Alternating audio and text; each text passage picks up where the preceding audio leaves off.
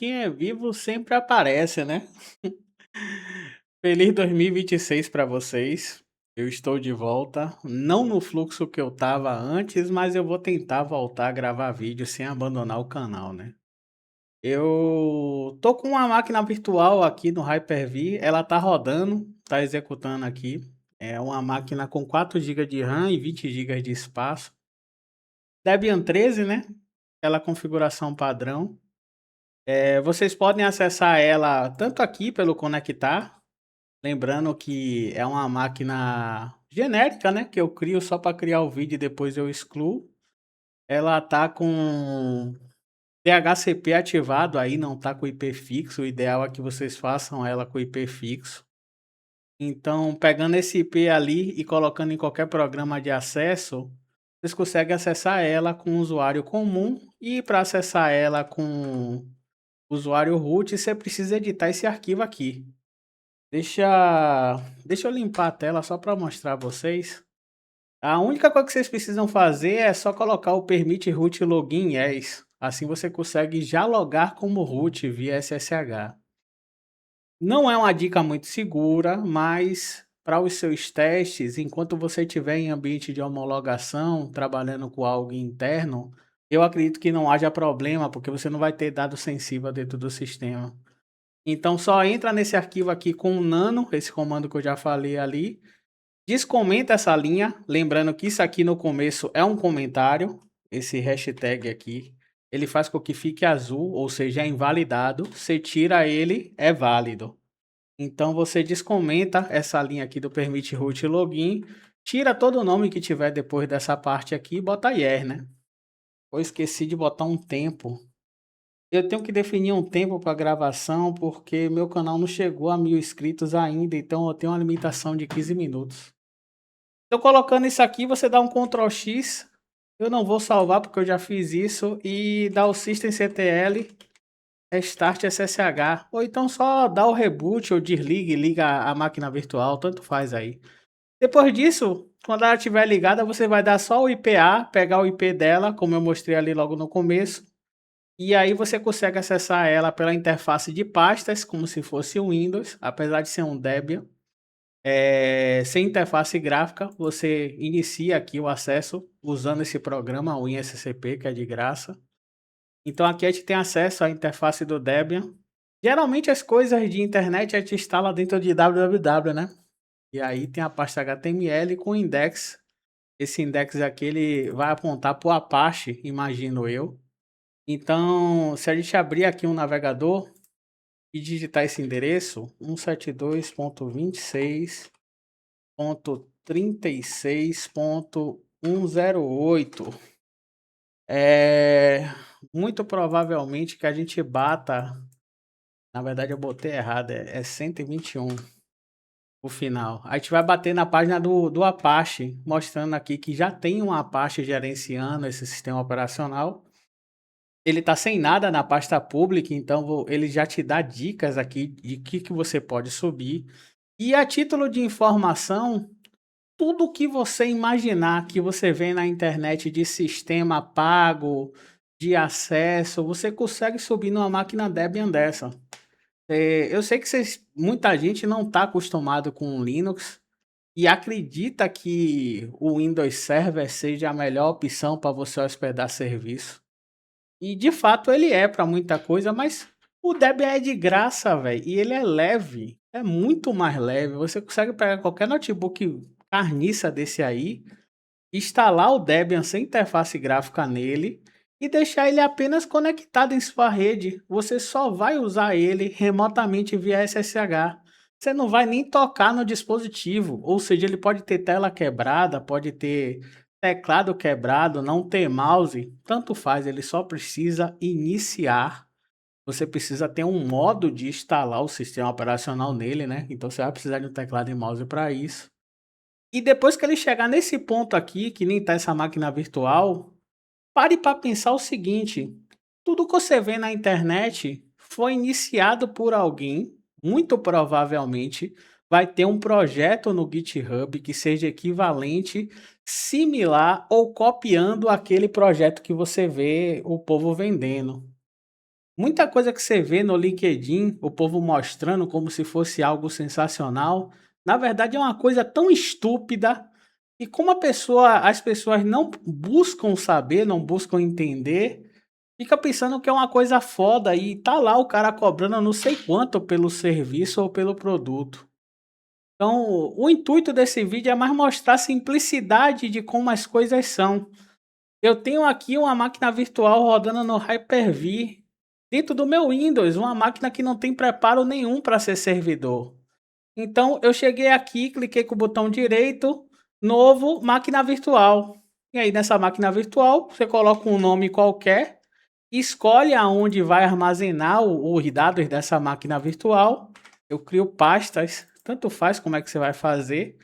Dá o avançar, sempre use geração 1, não me pergunte por que que a geração 2, considerando que é o FI e que é melhor, ela não funciona no meu método. Eu imagino que ela deva ser melhor, mas eu uso sempre geração 1.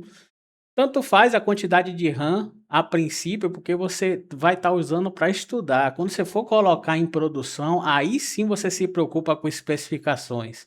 Aqui tudo é teste, tudo é festa, então você pode deixar tanto dinâmica como fixa. Eu sempre deixo o padrão mesmo 4 gigas, porque na minha máquina eu tenho 32 gigas, então não me preocupo com isso, mas se tiver menos, bota 1 giga só. Eu já trabalhei com VM de 1 giga e dá para trabalhar de boa, dependendo do que você quiser. Sempre deixe conectado no default switch para ela ter alguma saída de conexão, né? E não precisa deixar 127 gigas, que é o padrão, não. Bota 20 gigas mesmo, como o disco virtual. E aqui você vai apontar a imagem que você vai subir de sistema. Eu geralmente subo o Debian. Vocês podem usar o Ubuntu, mas sinceramente a minha experiência com o Ubuntu eu não gostei. É a mesma coisa quando me perguntam se prefere Apache ou Nginx. Eu prefiro Apache. Ele parece ser mais simples, mas isso não significa que o Ubuntu ou o Nginx são ruins, não. Muito pelo contrário, tem espaço para todos aí. Então, repare que eu já tenho uma máquina virtual rodando, eu posso subir outra, conectar a outra. E isso aqui vai levar recurso de minha máquina, obviamente. Então, como eu apontei para a imagem do Debian, ele já iniciou o instalador do Debian aqui. Então, você vai em install, escolhe a linguagem que você quer o sistema operacional. Eu estou botando português, mas tanto faz. E prossegue. Isso aqui eu já expliquei no canal também, tá? Tô só fazendo um demonstrativo aqui. Já foi 5 minutos do vídeo nessa brincadeira. Fora os outros 2 ou 3 que eu não tinha nem iniciado a conta. Então, daqui você vai avançar, avançar, tanto faz o que você vai fazer. Eu vou desligar essa outra aqui. Eu espero que eu não tenha desligado a máquina errada, né? Deixa eu até confirmar aqui. Não, tá certo. Então, eu vou instalar o GLPI aqui, mas é só a título de demonstrativo mesmo. Esse SH eu já forneci para vocês também. Eu vou botar na descrição do vídeo. Tá tudo com credenciais bem simples aqui. Então, assim como eu tenho acesso por pastas aqui no WinSCP, usando o NRemote, eu tenho acesso via terminal mesmo, a esse mesmo SSH e a mesma máquina. Então, se eu vier aqui, /www e dar um ls, repare que eu tenho acesso à mesma pasta que eu estou aqui, só que aqui no terminal. Então, vou dar permissão a esse CH, já está com as permissões, e aí eu dou o ponto contrabarra, instalar e tab. Aqui ele vai fazer a instalação do GLPI. Repare que aqui até então a gente não tem sistema operacional, a gente só tem um Debian com Apache. Se a gente chegar no navegador e entrar, não vai mostrar porra nenhuma.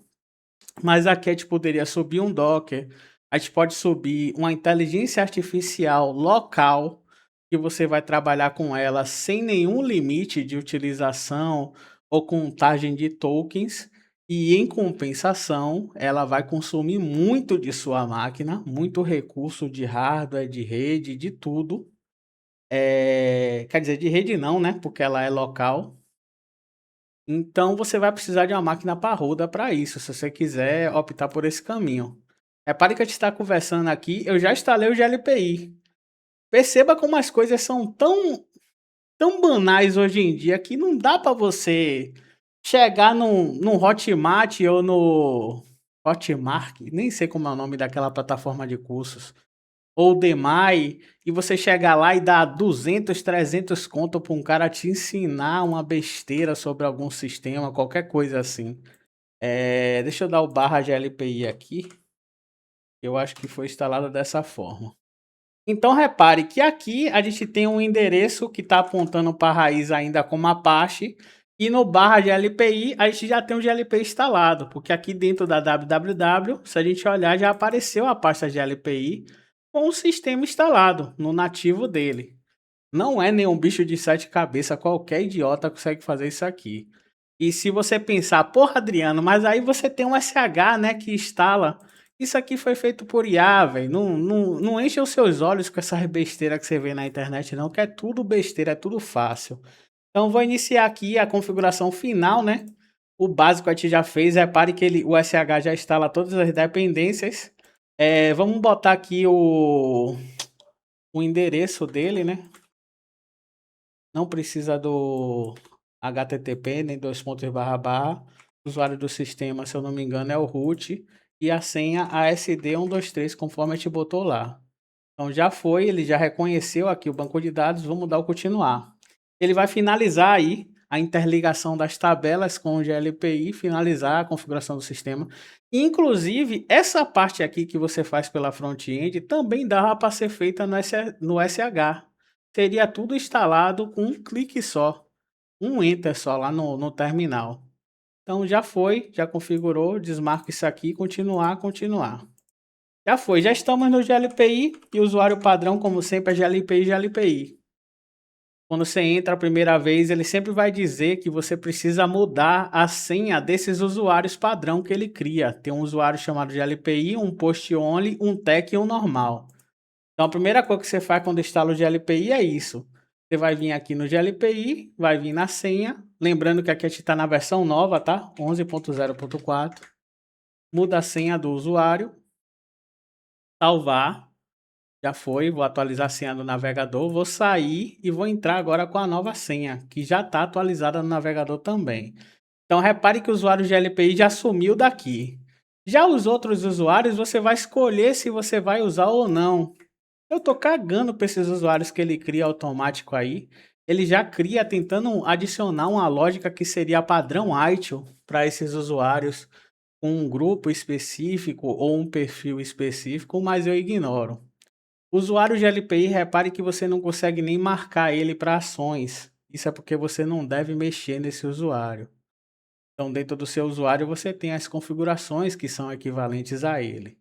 Se você for na parte de plugins, você vai ver que a GLPI Network vem desativada. Então, você precisa logar na GLPI Network para poder ter acesso aos plugins da Marketplace oficial do GLPI. Então, vou logar aqui com uma das minhas contas. Repare que eu loguei, ele já me oferece aqui um registro com uma chave. Eu posso chegar aqui na parte de configuração do GLPI, colar o registro e salvar. Então, ele já reconhece que a chave está válida e já libera para mim a Marketplace. Então, a partir daí eu consigo acessar essa loja. Já deu quase 12 minutos, eu vou finalizar o vídeo, mas é só um vídeo de retorno mesmo para dar um olá para vocês. Eu vou tentar gravar mais conteúdo. Eu fui impedido no ano passado por um pensamento simples. Porra, até onde eu posso mostrar no meu canal que eu não acabe conflitando com as regras da empresa que eu trabalho? Que eu trabalho numa empresa que presta gestão total de TI. Então eu tenho que ter essa preocupação do que eu posso mostrar ou não para vocês. Outro ponto que me fez também quase desistir é que eu tô vendo que tem gente vendendo plugins e alterando plugins que eu estava oferecendo de graça. É por isso que eu tirei os links de download do plugin, até deixei oculto os vídeos por um tempo, mas depois eu decidi desocultar. Os vídeos eles estão no canal, os plugins eles existem, eu tenho em minha posse eles, mas eu preferi não fornecer assim de cara. Eu acho mais fácil eu falar aqui sobre o conhecimento envolvendo o plugin para dar ideias às pessoas para que elas produzam mais plugins.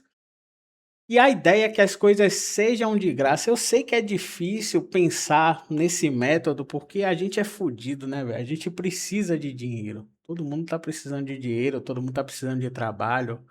É o tempo todo no LinkedIn, gente vendendo sonhos, pessoas vendendo produtos e serviços, e eu também queria ser uma pessoa que tivesse uma renda maior. Só que a que eu tenho também não é ruim não, viu, não vou mentir pra vocês. Eu vou gravar mais vídeos aí. Valeu.